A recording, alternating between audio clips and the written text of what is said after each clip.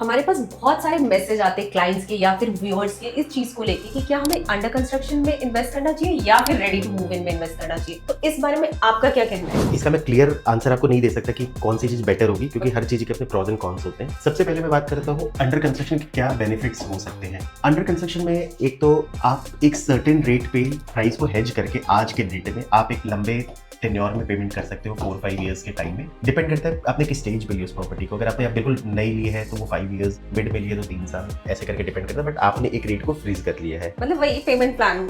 हाँ, फर्स्ट क्योंकि under construction में there is a lot of payment plan. दूसरी चीज अंडर कंस्ट्रक्शन में ये होती है कि आप रियल एस्टेट भी अपग्रेड होता रहता है। जैसे कि आपका कोई गैजेट होता है, मोबाइल होता है, एनीथिंग, तो वैसे ही जितना आप बाद में लेते हो उतने ही आप ज्यादा एमिनिटीज ले सकते हो जो आज के में बेहतर है। आप नई प्रॉपर्टी लेते हो जिसका लाइफ बेटर है।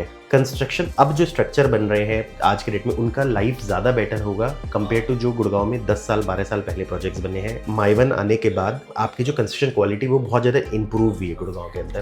तो उस कंडीशन में तो I think ready to move in ज्यादा बेटर नहीं होगा, वो तो हमें दिखेगा हमें क्या मिल रहा है। हाँ, कि अंडर कंस्ट्रक्शन में एक तो सप्लाई कभी भी कितनी भी ज्यादा क्रिएट की जा सकती है। जैसे आज के डेट में गुड़गांव में अगर आप देखोगे तो रेडी टू मूव इन के प्राइसेस अभी भी बढ़ रहे हैं या एट पार है, जबकि अंडर कंस्ट्रक्शन के ऊपर प्रेशर है। बिकॉज अंडर कंस्ट्रक्शन की सप्लाई आप जितनी चाहो उतनी क्रिएट कर दो मार्केट में, तो कई बार डिमांड्स ऐसी हो सकती है कि मतलब डिमांड से ज्यादा सप्लाई क्रिएट हो जाए, तो उसमें कई बार ये हो सकता है कि आपके इन्वेस्टमेंट में आपको लॉस भी लग सकता है। दूसरी चीज ये होती है कि कई बार डेवलपर ने आपको जो दिखाया है उससे प्रोडक्ट को खराब दिया है। एक चांसेस तो ऑफकोर्स ये हमेशा हो सकता है कि अंडर कंस्ट्रक्शन चीज के भी प्रो है कि क्या पता वो डिलीवर ही ना हो, पैसे लगा दिए और प्रोडक्ट ही नहीं हाँ। देखो, रेडी टू मूव इन में ऑफकोर्स सबसे पहली चीज है कि सर्टेनिटी है, जो दिख रहा है आप सामने सामने ले रहे हो। दूसरी चीज है कि आज के रेट में गुड़गांव में, क्योंकि हर वक्त ये ट्रेंड चेंज होता है, आज के रेट में रेडी टू विन के प्राइसेस महंगे हैं और अंडर कंस्ट्रक्शन के प्राइसेस सस्ते हैं। यहाँ पर प्रॉब्लम क्या है, यहाँ पर सप्लाई कम है, रेडी टू मूव इन में अंडर कंस्ट्रक्शन सप्लाई बहुत ज्यादा है।